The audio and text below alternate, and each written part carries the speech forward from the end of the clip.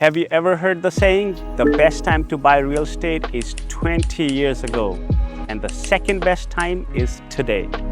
Well, I learned that lesson the hard way, starting with nothing in my pocket. Aloha, it's Steve. In this video, I want to share the real reason I chose real estate over stocks to build wealth. It's not theory. It's not something I read in a book. This is my actual journey from zero money saved to building multiple properties by using strategy, not luck.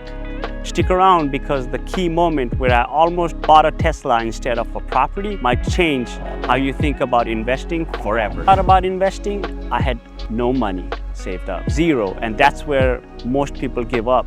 But real estate gave me a way in. I used a VA loan, zero down, to buy my first property. No upfront cash, no years of waiting to save. That was my foot in the door, and it changed everything. The next step was upgrading.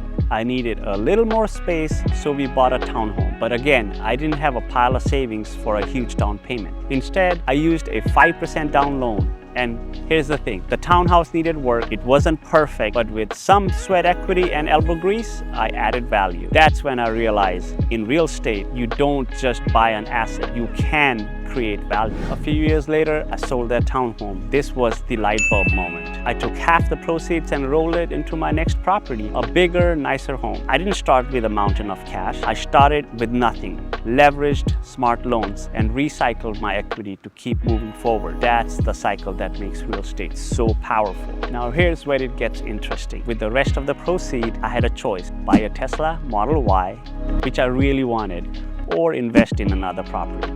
Most people would have picked the car, but I chose the property. Why? Because it gave me $600 a month in cash flow. And here's the kicker. I used that $600 a month to pay for the Tesla anyway. The property basically bought me my car for me. A few months later, I sold the car. But guess what? That $600 a month cash flow didn't stop. It kept coming. That's when I realized I wasn't just trading time for money anymore.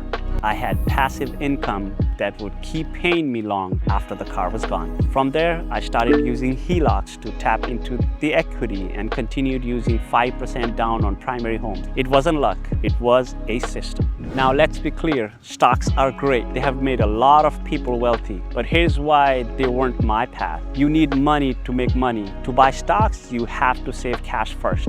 I didn't have that luxury.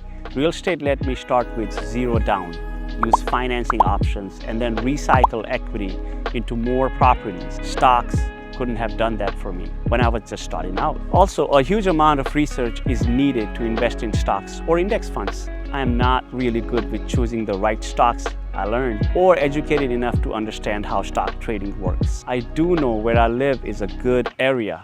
I can live here for another 5 years, so a good place to buy a house, I guess. The challenge most people face is believing they need a pile of money before they can invest. This could be true for stock and many investments. That's what holds people back. If I had believed that, I would still be sitting on the sideline, waiting for someday. The turning point was realizing I could leverage OPM, the other people's money, through loans and through equity to build asset that paid me back. The moment I used that $600 a month to cover my car payment, it clicked.